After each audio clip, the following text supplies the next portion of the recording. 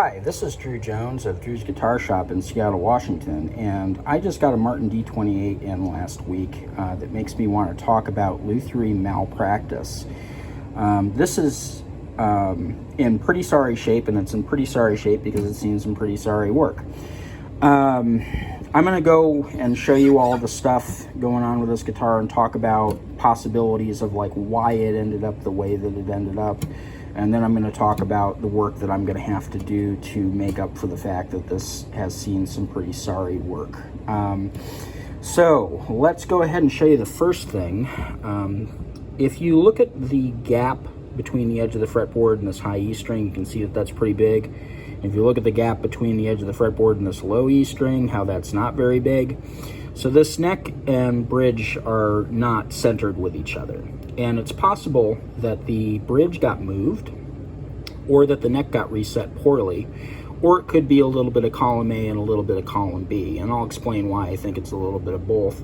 If you look at the area around the bridge, you can see that there is some evidence that this bridge was pulled rather violently off of this guitar. You can see little chips in the paint, or the finish, and you can see that there's some like indentation that's happening here. And that is indicative of some interesting choices that were made when this bridge was removed, because it clearly was removed at some point. Generally, when you remove a Martin bridge, you replace it with a Martin oversized bridge that it covers the footprint, or if your chops are there, you can usually put the original bridge on there and not have any issues because you removed it gently and didn't do all that damage. But I do think that it also saw a neck reset, and the reasons that I think it saw a neck reset is that you can see a big old chip was taken out of the tongue of the fretboard here. That, in my opinion, could really only have happened if that fretboard was separated from the top, which would be a necessary step in doing a neck reset. What may have happened there is that the person doing the neck reset didn't want to wait for the glue to melt from the heat of the iron, or maybe they weren't even using an iron, I don't know, and got a knife under there and pulled up and the corner broke off. The other reason I think it's seen a neck reset is that if you look along the edge of the heel here, you can see that that edge is pretty rough, and you can see that there's a little bit of a gap down here where it looks like the heel was kicked over, likely by sandpaper, likely when changing the angle of the neck. It would also make sense for a Martin of this age, to have seen a neck reset at some point. One of the other things that you'll notice if you turn this guitar on its side, you'll see that the dots, the side dots, are pretty close to the top of that fretboard. That's indicative of some very poorly done fretwork. It looks like a lot of material was removed from the top of this fretboard, more so than you would typically ever need to remove in order to true the neck again for new frets. And you can see that one of those side dots is actually peeking out the top. And you can also tell that this is seen a refret by the fact that these are jumbo frets rather than medium frets. Martin doesn't use jumbo frets in their guitars. As far as I know, they don't have a single model that does that. And so this was a decision that was made by somebody, an interesting decision, to put jumbo frets in a Martin D28. So clearly this work was very poorly done. And I'm going to show you how bad these frets are, because this is one of the things that it's in here to correct, is some poorly done fretwork. If you look at these frets really closely, you can see that there's file marks or sanding marks. I'm not sure which. It could be a little bit of both. You can see those lines that are running parallel to the fret if you look real closely. And that's not great, because typically when you do a fret job, you want the frets to end up mirror shiny afterwards. And part of that is just that you want it to be a neat looking job. And part of it is functional, because if you leave sanding scratches and stuff on the frets, you can feel grittiness, and you can sometimes hear grittiness when you go to bend strings. You can kind of hear that sound that's coming from the tops of those frets being pretty rough. You can also see by looking at this one in particular and this one in particular that there are huge gaps underneath these crowns, between the crowns and the top of the fretboard. So these are very poorly seated, and that's not great either. You can see that there's cracks in the fretboard here too. That could have been from overheating or something, I'm not sure, but not great.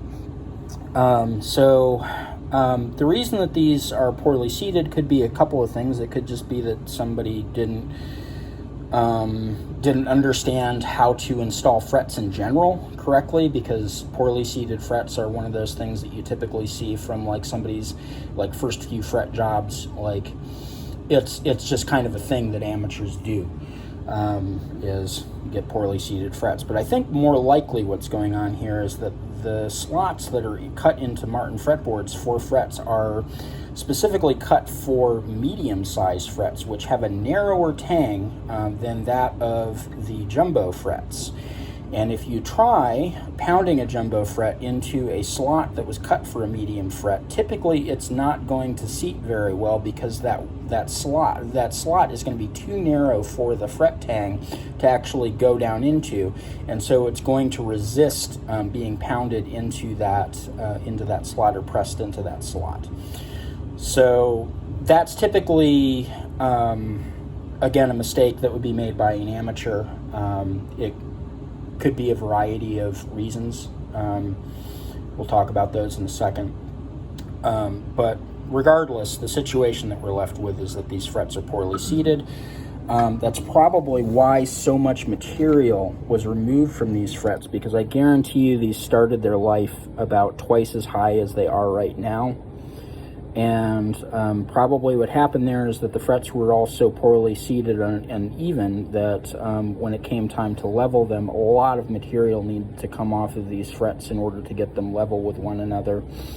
And it could be just that somebody kind of went hog on it, who wasn't very experienced, and just decided that a lot of material needed to be removed when maybe it didn't. I suspect that a lot of material did need to get removed from these frets to level them out after the installation, given the gaps that I'm seeing underneath the frets. So, yeah, bad. One of the other things about these frets is that when you run your finger along the edge of the fretboard, these are very, very sharp.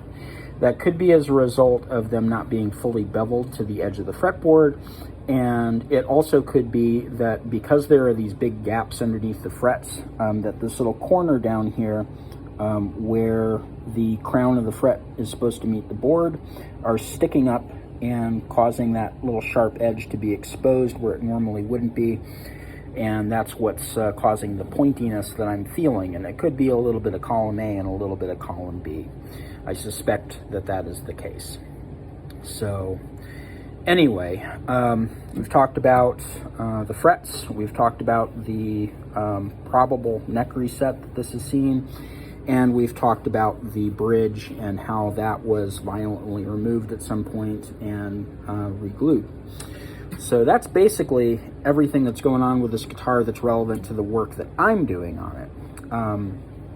But it is definitely not everything that's going on with this guitar, because the pickguard's also coming off, and it looks like there were some crack repairs at some point. And also, one of the interesting things about this guitar is that the nut slot was ground flat. These nut slots typically have a 14-degree pitch to them, and this one clearly doesn't. It is flat on the bottom, and so somebody decided to go in there and do that. It's not that hard to make a nut that fits one of those slanted slots. Anyway, so let's talk about what could have happened here. What could have happened is that this was a player repair job. This was somebody working on their own guitar. They'd never done anything like this before, and instead of buying a cheap kind of throwaway guitar, they decided that they were going to attempt their first fret job, neck reset, and bridge reglue on their Martin D28.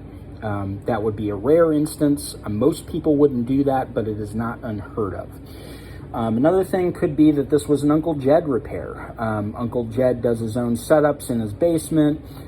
He owns and plays a lot of guitars and has been doing that for decades. And So family members assume that he has a familiarity with the instruments and how to work on them. Maybe he does his own setup work and whatnot, but decided that Uncle Jed was the guy to task with doing what would have been very, very expensive work, maybe because they couldn't afford taking it to a shop for that work. I don't know.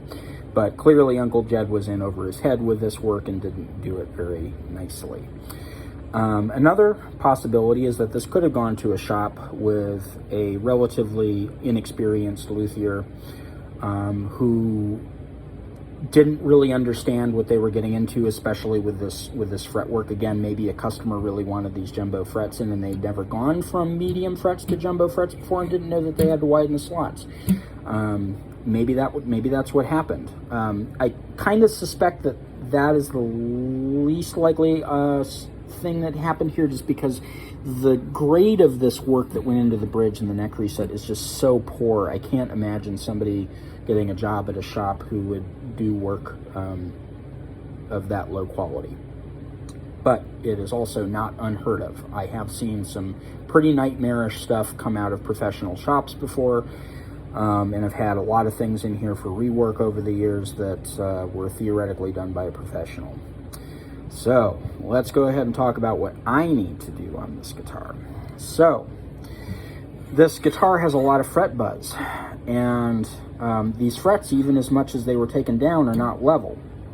And so the player is experiencing a lot of fret buzz and some fretting out on these upper frets. And so I'm going to have to do a level crown and polish on it. If these were medium frets and they were taken down as much as these are, we wouldn't even be doing that. We'd be talking about a full refret because there'd be no way of crowning them afterwards. Because these are jumbo frets and they have just an awful lot of material to start with, we should be able to do a level crown and polish on these. It will be the last level crown and polish that this guitar will ever be able to take. The next job that it would need on the frets is a refret. But that's what's going to happen, is it's going to get the frets leveled, recrowned, and polished out. They're going to look much nicer, as nice as they can, when they go out of my shop. And it should take care of the fret issues that the player's experiencing while playing the guitar. While I'm doing that, I'm going to be very careful to make sure that these fret ends are beveled. I may even do a little bit of fill work, especially on this one on the end, because this one, you can hear that catching on my finger. That's really bad. That if this were up here on the playing portion of the neck, I would seriously be worried about this one opening up a cut, because that's really bad. So the frets are getting worked on, and they're getting worked on because the installation of these frets was poorly done.